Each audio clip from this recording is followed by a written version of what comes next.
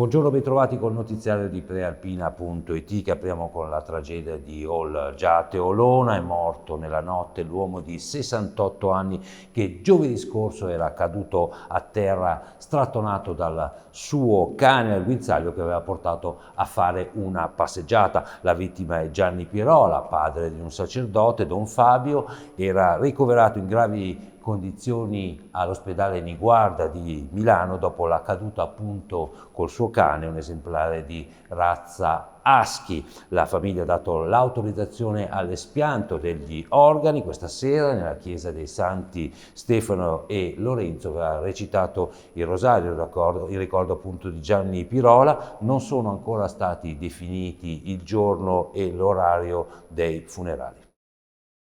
Buone notizie invece da Castelveccana, dove ieri sera, prima della mezzanotte, è stato localizzato e tratto in salvo l'anziano che si era perso andando a cercare funghi. Era finito in una scarpata. Vediamo il servizio curato da Marco Raimondi. Era uscito per andare a cercare funghi, ma all'imbrunire non ha fatto ritorno a casa e così un familiare ha allertato i soccorsi per le ricerche.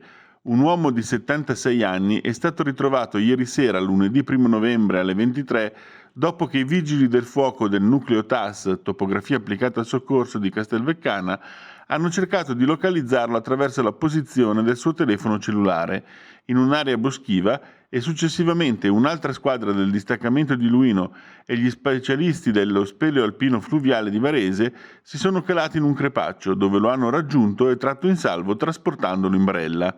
La posizione precisa in cui si trovava il 76enne è stata individuata grazie ai carabinieri che hanno sentito le urla disperate dell'uomo.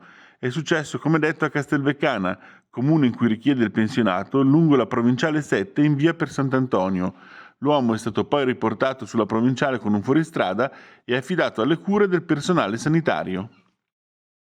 Adesso a Varese, dove prende il via il cantiere per la realizzazione della maxi rotatoria in Largo Fraiano, il principale ingresso nel centro cittadino di Varese. Oggi i sopralluoghi e da domani i lavori che coinvolgeranno l'ultimo tratto di via Sant'Imerio, l'arteria che da Bosto appunto si immette in Largo Fraiano. Ebbene, questo ultimo tratto di via Sant'Imerio verrà chiuso al traffico con accesso consentito ai soli residenti. Per raggiungere l'autostrada le auto dovranno quindi percorrere via Limido per poi raggiungere Viale Europa e così l'ingresso sul raccordo della A8. Si annunciano quindi disagi. Si tratta comunque di interventi necessari e propedeutici alla costruzione del maxi rondò che consentirà di eliminare i semafori in Largo Fraiano e snellire, almeno questo è l'auspicio,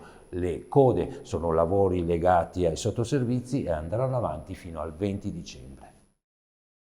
E adesso spostiamoci a Valganna e più precisamente nella frazione di montagna di Boarezzo, dove si è registrata un'incursione al villaggio alpino, struttura abbandonata da anni che versa in precarie condizioni. Ebbene, sono stati asportati caloriferi e pezzi di rame, sono comparse scritte in arabo che potrebbero essere legate a un'attività di spaccio che peraltro è stato più volte accertato dalle forze dell'ordine nei boschi di Valganna. Un episodio comunque, quello del villaggio alpino, che crea apprensione sul fronte della sicurezza.